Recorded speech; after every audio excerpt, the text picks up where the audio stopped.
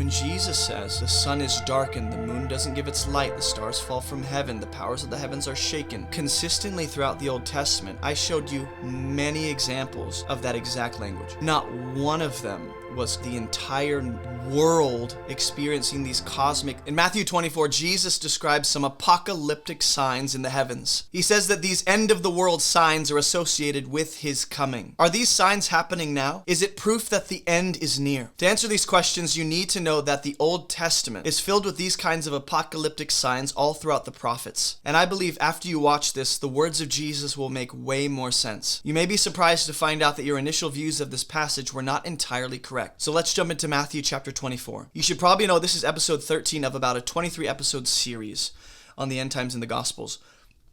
So I'm going to be assuming that you know several things we've already established. Starting in Matthew 24, Jesus has already talked about the place of the dead, how the people are taken to where there is death, which I believe means they're taken from the earth, but nonetheless, immediately after the tribulation of those days, the sun will be darkened. The moon will not give its light. The stars will fall from heaven, and the powers of the heavens will be shaken. Then will appear in heaven the sign of the Son of Man, and then all the tribes of the earth will mourn, and they will see the Son of Man coming on the clouds of heaven with great power and glory. Now, before we proceed and unpack what Jesus really means, let me take you to Mark's parallel account. In those days after the tribulation, in other words, what Jesus is describing, is associated with the tribulation days of trouble and distress on the land. The sun will be darkened, the moon will not give its light, and the stars will be falling from heaven. And the powers in the heavens will be shaken, and then they will see the Son of Man coming in the clouds with great power and glory. That's Mark's account. Let me take it to Luke's account of the same thing. Luke 21, there will be signs in the sun and the moon. So in the sun, in the moon, in the stars, there are signs taking place, right?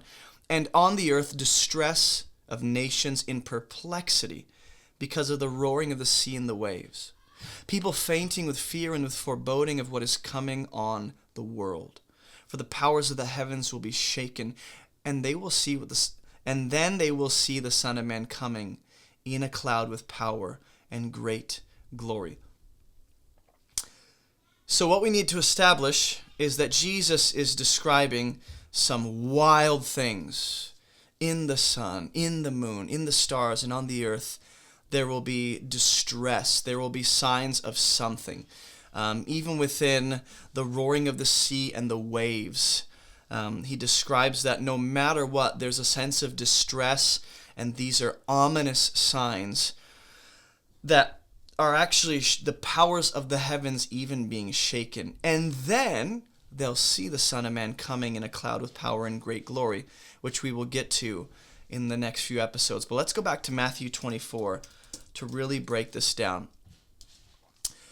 Matthew 24, here in this section, I'm convinced, well, let me say it like this. The Great Tribulation, Jesus is referring to those days of distress. So far, as we've consistently seen, has been the Jewish wars and that period of time leading up to the destruction of Jerusalem, including the destruction of the temple by the Romans.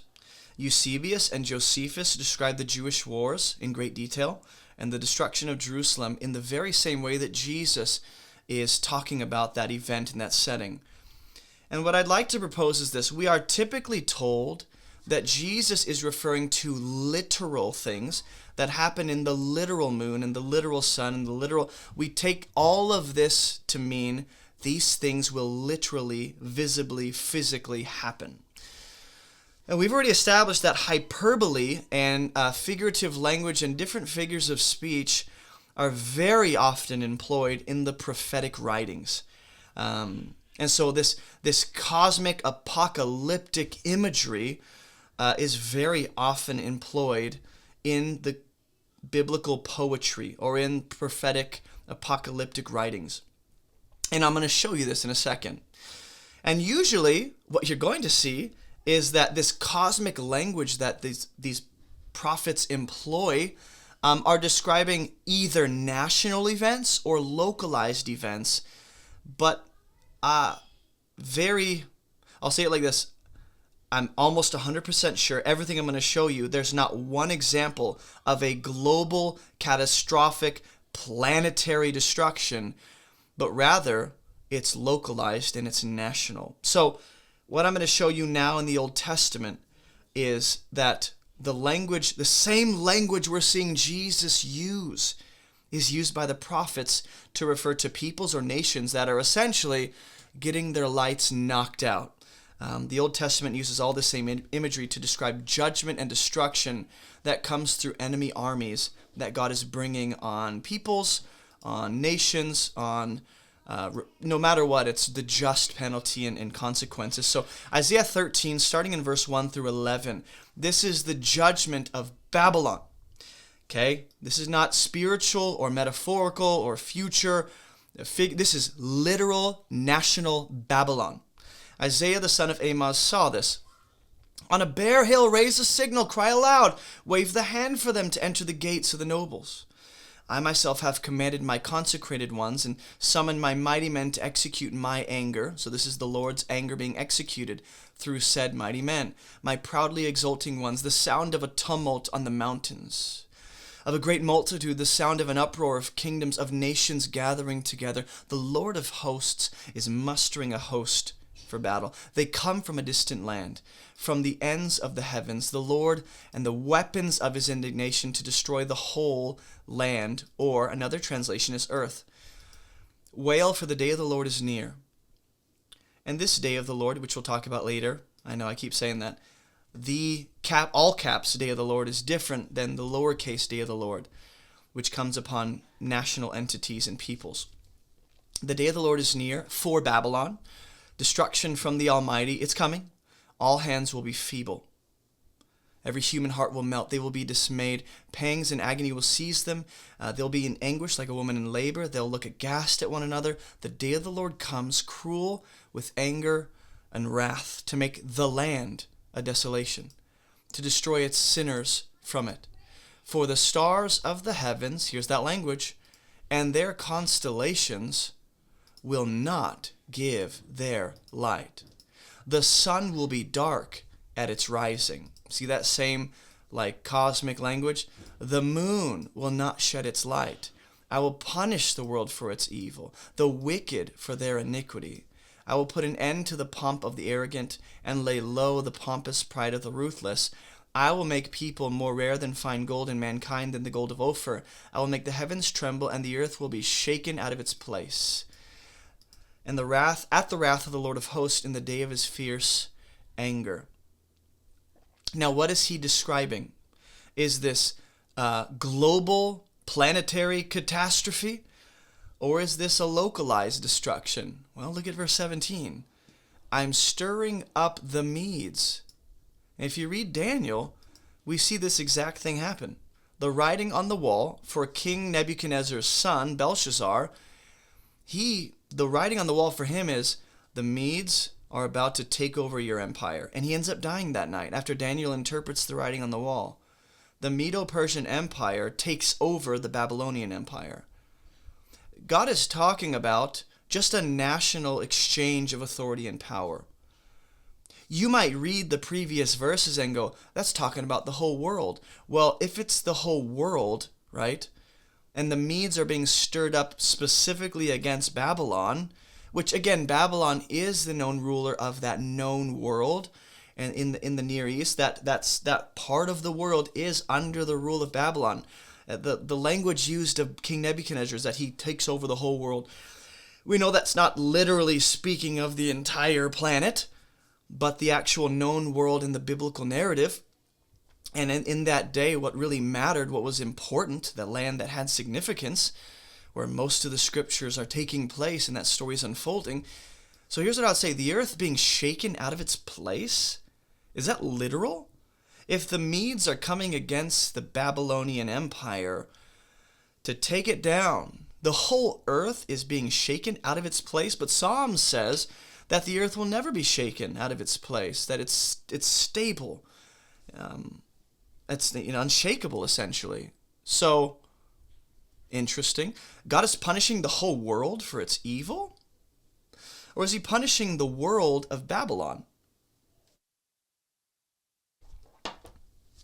The moon is literally not shedding its light, or the stars of heavens, all the different constellations and planetary bodies and all that in the sky and outer space are just kind of lights out, complete darkness. Let's think about what God did to Egypt as one of the signs.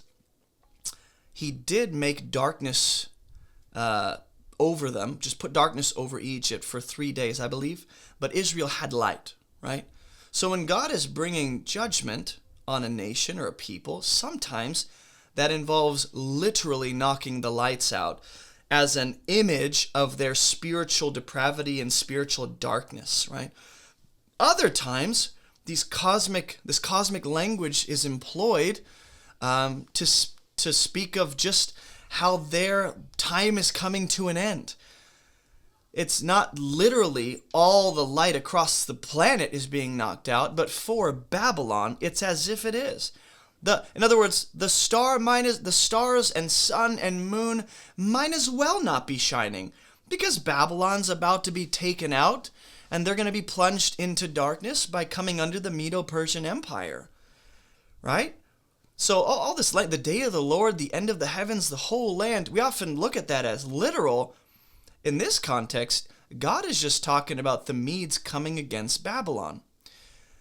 And then he'll go on to talk about the restoration of Jacob. But the whole point of this is Babylon is about to be taken down like Sodom and Gomorrah. And if you just read this, you go, that's literal. Well, I'll tell you what. If the Medo-Persian Empire comes in and burns things down and the smoke is rising to kind of block out the light in the sky, then sure, there's a literal element to this. But I think based on just this alone, it's figurative. It's metaphorical. It's speaking of Babylon coming to an end, but Isaiah's using cosmic imagery to speak of that. Isaiah 34:4 and 5 is another example. All the host of heaven shall... Now, this is dramatic, extreme language. The Lord is enraged against the nations. The host of heaven shall rot away. The skies will roll up like a scroll. Their host shall fall as leaves fall from the vine, like leaves falling from the fig tree. Right, as if to say it's wasting away. My sword has drunk its fill in the heavens. It descends for judgment upon what? Edom, the people I've devoted to destruction. Who is this judgment directed towards? It's directed towards Edom, a specific people, a specific nation. The entire literal host of heaven, the stars, which sometimes that refers to spiritual beings, but the stars and everything in the skies, it's rolling up like a scroll and coming to an end? No. But for Edom it is. For Edom, the sky might as well not exist because they're going to the place of the dead and they're going to be wiped out. The host of heavens are falling, literally? No. But their lights are about to be knocked out, so they might as well be. Jeremiah 4:23. We're going to look at a bunch of these passages, man. And it's going to really help you make sense of what Jesus is saying when he speaks of the day of judgment on Jerusalem and the temple. Jeremiah 4:23. I looked on the earth, behold, it was without form and void. What does that bring you back to? Genesis chapter 1. It's as if God needs to interact with what is lacking form and substance and order. Right? We descend into chaos and sin without the guidance of God. So God is essentially looking on the earth and going, this needs my intervention. And to the heavens, they had no light. I looked on the mountains, and behold, they were quaking. All the hills moved to and fro. There was no man. All the birds of the air had fled. I looked. The fruitful land was a desert. All its cities were laid in ruins before the Lord, before his fierce anger. In every context, you see these apocalyptic cosmic signs. It's God's wrath. It's communicating God's wrath and judgment upon a people or nation. Thus says the Lord, the whole land shall be a desolation. The whole land. The whole planet is about to be destroyed. For this the earth shall mourn, and the heavens above will be dark. Let's just take that too. Look at all this extreme literal language, right? At the noise of the horseman archer, they enter the thickets, they climb, no man dwells in them, the cities are forsaken. And you, O desolate one, what do you mean as you dress in scarlet? You adorn yourself, you're looking all beautiful. I heard a cry in Zion, the cry of the daughter of Zion gasping for breath. Let me ask you, who is this judgment pointed at? Besides this, he's coming like clouds, so go think about that. This is Babylon coming against who? Jerusalem, Zion. Not the whole planet, not the entire world. This is Judah's desolation. And look at the language. The earth is without form and void. It's as if Judah itself, spiritually speaking, has descended into spiritual chaos and darkness and formlessness that needs the guidance and intervention of God. And he's going to intervene by sending the Babylonian armies to bring destruction and judgment and death that they've rightly earned, and to essentially kind of restore a little bit of order. The heavens have no light, literally. Well, if the smoke is rising, sure.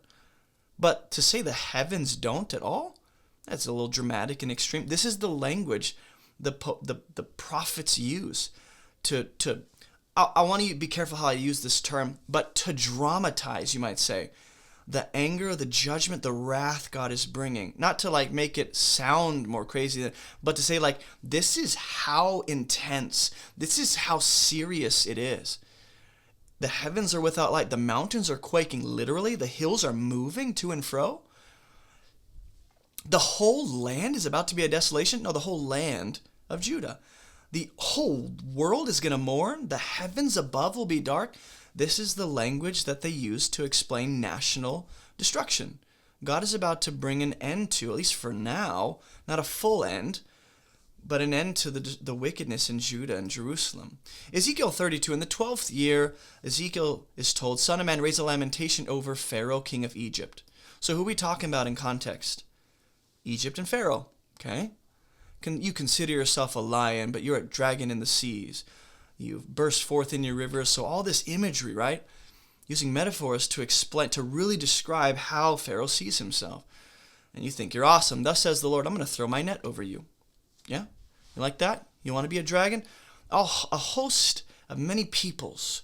They will haul you up. I'll cast you on the ground. Who are these many peoples God is using as a net to drag Pharaoh onto the ground where he's going to suffocate? I'll cause all the birds of the heavens to settle on you. I'll gorge the beasts of the earth. I'll strew your flesh on the mountains and fill the valleys with your carcasses. This sounds a lot like the Revelation imagery John employs. I will drench the land even to the mountains with your flowing blood, and the ravines will be full of you. Like literally flowing with blood. When I blot you out, I will cover the heavens and make the stars dark. The sun will be covered with a cloud. The moon will not give its light. It's as if what we saw with Moses at the Exodus is repeating. But instead of God bringing signs and wonders, he's speaking of the judgment he's bringing in that signs and wonders language, but that judgment's coming through Babylon. All the bright lights of heaven will I make dark over you. I'll put darkness on your land once again. So whenever you see this language of the sun, the stars, the moon not giving light, shaken, the heavens rolling up, it's speaking of judgment and destruction in exaggerated language. To speak of, it might as well be cosmic destruction, because Egypt and Pharaoh, they're being brought down, they're going to have their lights knocked out, and God is going to bring an end to them. They're going to go into death. So all that language was speaking of just Pharaoh. That's not the literal sun, the literal moon, the literal stars. And again, you go, well, it could be for them.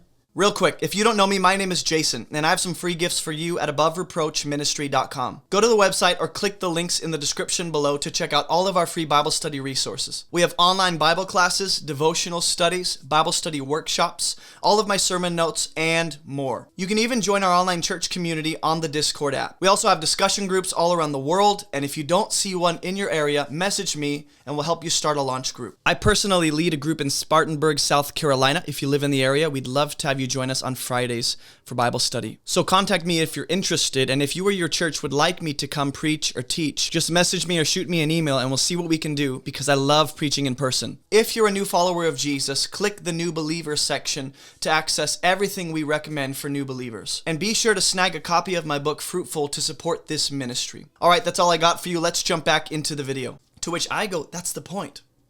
That's exactly the point. Is if it is literal, it is just for a nation or just for a people. And it doesn't, so far, we haven't seen a global catastrophe or phenomenon that, goes across the planet. Joel 2, 1 through 11. Blow a trumpet in Zion. So who's in focus here? Jerusalem, my holy mountain. Let all the inhabitants tremble. The day of the Lord is coming. The day of the Lord where Jesus comes back? No. Just the day of judgment upon Jerusalem. Right? So when Jesus describes the same thing in Matthew 24 as happening to Judah and Jerusalem, it's not anything new. It's just it's a recycled event. It's just happening again. A day of darkness and gloom, clouds and thick darkness, like blackness they're spread on the mountains, a great and powerful people. That's Babylon. Their like has never been before, nor will ever be again throughout the years of all generations. Fire devours before them. Behind them a flame burns. So yeah, they're burning stuff down and they're about to burn down Judah, but also the land is like the Garden of Eden before them. They're going to make a desolate wilderness out of it. They're like horses, rumbling of chariots. Before them peoples are in anguish, warriors charge. They march on their way, they leap on the city, they enter the windows like a thief. The earth quakes before them? Like literally? The whole planet is like quaking because of their intense power? Or is it just that they come in the way God is sending them? The whole planet might as well be shaking because they're unstoppable until God says no more and draws the boundary. The heavens tremble. The sun and the moon are darkened. Oh, the stars stop shining? Yeah, over Jerusalem. The moon is darkened for Judah. The earth quakes and the heavens tremble in a figurative way. I don't think Babylon is so powerful that the world is literally rocking or the heavens are literally shifting. That's ridiculous. Joel 2:31, it says, the sun shall be turned to darkness. So far, have we seen anything? Anything. We've seen Egypt, Edom, Babylon, Judah, Jerusalem. Have we seen anything about a global catastrophe when we see these signs, this apocalyptic language? The answer is no, we haven't. The sun shall be turned to darkness and the moon will be turned to blood. And I know the argument is going to be, well, just because we haven't seen that language used in the Old Testament of a global catastrophe does not mean that it will never refer to a global planetary catastrophe, which I'm with you. But also the way we read Scripture is to let the Old Testament and the way that words are consistently used to inform the way we understand things, which doesn't mean it's definitively going to be that way it's always used, but it's more likely. So the sun is turned to darkness, the moon to blood, before the great and awesome day of the Lord. In Mount Zion and Jerusalem shall be those who escape, as the Lord had said, among the survivors. And I think Acts 2:20 and Joel 2:31 are speaking of exactly what Jesus is describing. Now maybe the great and awesome day of the Lord is indeed the second coming of Jesus, which that's fine. But either way, before that happens, at some point along the timeline of human history, which could be thousands of years before or right before, we're not told how long before, but before that great second coming day, the sun, the moon turn to blood, darkness, and usually people want to look at the sky and the heavens for an indication of how close Jesus is based on passages like this. Whereas the wonders in heavens on the earth, blood and fire, the sun being turned to darkness, the moon to blood, I believe this is, again, more apocalyptic language employed to speak of, honestly, what's coming on Jerusalem mainly. Not only, there could be a second fulfillment of this later on, which I'm fine with, but where's your biblical precedence for that conclusion? Micah 3:6. Micah is talking to... Hear you heads of Jacob. He's talking to Israel, right? You guys are wicked, you love evil, therefore It shall be night to you without vision, and darkness to you without divination. The sun shall go down on the prophets, and the day shall be black over them. So the fact that light is being put out. In other words, the sun and the moon and the stars, the light that radiates from those celestial bodies, cannot help you, won't benefit you, won't do you any good. You won't care about that because you're going down into the place of the dead, where no light shines. Joel 3:15, the sun and the moon are darkened, and the stars withdraw their shining. The day of the Lord is near. And this might speak to a glorious future day somewhat. What are you to me, Tyre and Sidon, Philistia? You've sold the people of Judah, proclaim this among the nations. So it seems as though Philistines, Tyre and Sidon, are what's in mind here, what's in focus. God is speaking against them, not just the nations entirely, but specifically those few nations. And the sun and the moon are going to be darkened over them. Amos 8:9. I mean, the list goes on and on. Examples of cosmic apocalyptic language. On that day, declares the Lord, I will make the sun go down at noon and darken the earth in broad daylight. Which means what? He's turning their feasts into mourning, all the gladness, it's turning into sadness and distress and sackcloth and mourning and bitterness. And the Lord has sworn by the pride of Jacob, surely I will not forget any of their deeds. Who is he talking about here? The end has come upon my people Israel. The end has come upon my people Israel. The Lord has sworn by the pride of Jacob, like the Nile of Egypt on that day. So yeah, this is directed towards, once again, a specific people. Isaiah 64:1, oh, that you would rend the heavens and come down. Oof, like literally, and the mountains might quake at your presence. This is the language used of God descending on Mount Sinai. And so that's just how Isaiah would view God coming in judgment and power to rescue and redeem. He did that with Pharaoh. He did that with, whoever else he's destroyed for the sake of his people. Haggai 2:6-9, it says, thus says the Lord, yet once more in a little while I will shake the heavens and the earth. Once more in a little while. Okay, let's just hold on to that. There's a time frame. And you go, well, a day of the Lord, a day to God is like 1,000 years. Yeah, but still, when he's going to say once more in a little while, you can work with that time frame, but I think he also understands how we relate to time, and he comes down to our level to speak to us in such a way that we can actually work with and understand. And either way, the sea and the dry land, interesting, okay? I will shake all nations. The treasures of all nations shall come in. I'll fill this house with glory. Whoa. Thus says the Lord of hosts, the silver is mine, the gold is mine. The latter glory of this house shall be greater than the former, and in this place I will give peace. What did that sound like? In the 7th month, on the 21st day of the month, the word of the Lord came by the hand of Haggai. So Haggai is strengthening the hand of Zerubbabel and Joshua to continue the work on rebuilding the temple, which would be the second temple. And they're going like, will this be as great as the first? And here's what God declares. He uses apocalyptic, cosmic language to speak of how magnificent this second temple will be. Did God literally shake the heavens and the earth, the sea, the dry land, all the nations, when indeed he filled that house back with his glory? I don't believe that's what literally happened, though he could have, and he can. I don't believe he necessarily did, but he's speaking of the magnitude of this new temple, the gravity of it, the beauty, the majesty. He's filling it with his presence, and he's using some fantastic language to speak of how he does. Judges 5:4-5, and this is how God used Deborah and Barak to, or really,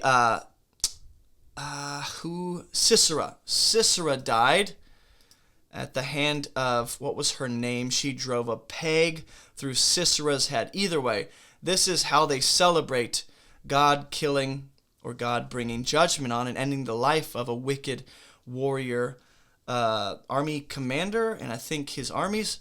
Lord, when you went out from Seir, when you marched from the region of Edom, the earth trembled. The heavens dropped, like literally as God, helps his people, and brings an end to Sisera through I don't know, a feeble woman in a tent who obviously like wasn't as feeble as she seemed. Like that was God shaking the earth and the heavens dropping and the mountains quaking? Or is this describing just how magnificent of a victory God has given Israel over, I forget who it is. Sisera was the commander of some army. Jael. Jael is the woman who drove a tent peg through that guy's temple. Like, that's ridiculous. But either way, that's the cosmic language employed. Ecclesiastes 12, 1 through 2. Remember your Creator in the days of your youth, before the evil days come and the years draw near, of which you'll say, I have no pleasure in them. Before the sun and the light and the moon and the stars are darkened and the clouds return after the rain. So there's that same, dramatic language used. Exodus 10, Moses stretched out his hand toward heaven, and there was pitch darkness in all the land of Egypt 3 days. So there's a literal thing happening, but again, it's national. It's on a people. They didn't see one another, but all the people of Israel had light. So it's not new when Jesus talks about this stuff. We've seen it. Acts 13:11, behold, the hand of the Lord is upon you. You'll be blind and unable to see the sun for a time. Immediately mist and darkness fell upon him. And this is Paul blinding Elymas, the magician, which the blindness, the darkness, the unable to see the sun and the brightness of the sun, that is a physical representation of God's judgment on this man in his spiritual blindness. We'll bring this to a close. There are a few passages, when we go back to Matthew 24, right? And I'm sure you're going, what is the point of all this? When Jesus says, the days of those tribulation, right after it, the sun is darkened, the moon doesn't give its light, the stars fall from heaven, the powers of the heavens are shaken. Consistently throughout the Old Testament, I showed you many examples of that exact language. Not one of them was planetary or global or the entire world experiencing these cosmic. Neither were they literal. It was apocalyptic language, cosmic imagery that communicated the judgment and the death and the destruction that was coming upon a people, a nation, a king. But it was never this global or literal thing. And so I'm just saying, if Jesus is going to be consistent and use that same poetic imagery and apocalyptic language, it is most likely, most reasonable that these aren't going to literally happen. Some would say, well, if Jesus is talking about the destruction of Jerusalem and Rome comes in to knock their lights out, right? The same way we saw with Edom and Babylon, and fill in all the blanks of what we saw. If that's what Jesus is describing, well, that doesn't mean that therefore one day in the future there won't be a global experience of literal signs. And I go, sure, but on what basis do you say it's going to be literal in the future and the whole world will experience? Like, based on what? The heavens being rolled up like a scroll, we already saw that. The earth being shaken, we already saw that. The mountains quaking, we already saw that. And every time it's employed, it's figurative. It's a dramatic, exaggerated way of communicating the seriousness of God's judgment on a nation or people. Then, so I think what's being described here, the days of tribulation lead up to that day where God reveals and vindicates his son and vindicates his name and brings judgment on that generation through the Roman armies. They destroy the temple in Jerusalem. That's God's destruction and judgment on them. When that day comes, that day is like Jerusalem having their lights knocked out, or Judah having their lights knocked out. It's the sun and moon and stars might as well not be shining. But here's one more thing I'd like to propose. The stars falling from heaven, as we've already seen. That can speak of the fact that God's people, not God's spiritual people, but the nation of Israel, the national people of God, the Israelites, they're dying. Daniel 8:10, Genesis 37:9, and Deuteronomy 1 verse 10 refers to Israelites as stars. Stars are used to represent God's people Israel. Now, other times, you'll see stars refer to God's spiritual people, which can include Gentiles. Anyone who trusts in God and has faith in his word and promises and takes him at his word. Genesis 15:5, Genesis 22:17, Genesis 26:4, all the promises given to Abraham speak to not only his physical offspring, but mainly his spiritual offspring. Daniel 12:3 and Numbers 24:17 also speak of the people of God shining like stars. And here's the last verse I want to take you to, Revelation 1:9. I, John, your brother and partner in the tribulation, and the kingdom, and the patient endurance that are in Jesus, was on the island Patmos on account of the word of God and the testimony of Jesus. It's a sobering statement. But notice what John says he's a partner in. John doesn't say he's a partner in some general, vague tribulation, but he seems to add this article, to say that there is a specific kind of tribulation. All God's people face tribulation, but the tribulation Jesus describes in Matthew 24 is a specific allotted time frame of tribulation that culminates in the destruction of the temple. And John says he is a partner in the tribulation, which I would like to propose is the tribulation Jesus is describing.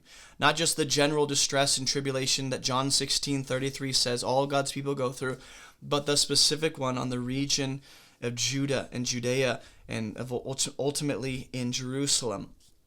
So I would just like to propose that so far we can consistently say that, yeah, everything Jesus has talked about is most likely and most, appropriately fits the Jewish wars and the day when Rome finally breaks in and destroys the temple in Jerusalem, burns it to the ground. It's this apocalyptic language used to say they're getting judgment and destruction just like Edom, just like Pharaoh, just like Babylon, just like Jerusalem in times past. This is not anything new. Same apocalyptic language they would have known. And this is not yet Jesus saying, here is the sign of my coming. He says that in verse 30. And this is not even the sign of him coming at his second coming in terms of like new creation, but coming through the Roman armies, which we'll look at later on, and we'll see that Jesus coming on the clouds, or coming as he's been describing up to that point, his day being revealed, coming in glory, that is language we've already seen in the Old Testament when God talks about bringing judgment and destruction on a people, a nation, a king, whatever it is. So, therefore, I conclude that this isn't literally happening, nor is Jesus talking about some future day from our vantage point. I don't know on what basis we would conclude that, because to be consistent with everything he's already described, it all perfectly matches the Jewish wars and the days leading up to the destruction of Jerusalem and finally that day. So I'll just leave you with that, and I'll see you guys in episode 14. If you have not watched the previous episodes, go watch that, or those. They'll be helpful. And I will see you guys in the next episode on the end times in the Gospels. Hey, thanks for watching. Don't forget to share your thoughts and your insights in the comments. If you want to share your thoughts and questions about these studies, join us every Thursday evening at 8:30 p.m. Eastern Standard Time for a live discussion together. And thank you for supporting this ministry. Your support helps us accomplish our mission, which is to teach people how to read the Bible so they can live and teach it for themselves. We're only able to make all of these free resources because of generous supporters like you. So thank you very much for all of your support. Make sure to visit abovereproachministry.com to check out all of our free resources. And as always, keep moving towards Jesus.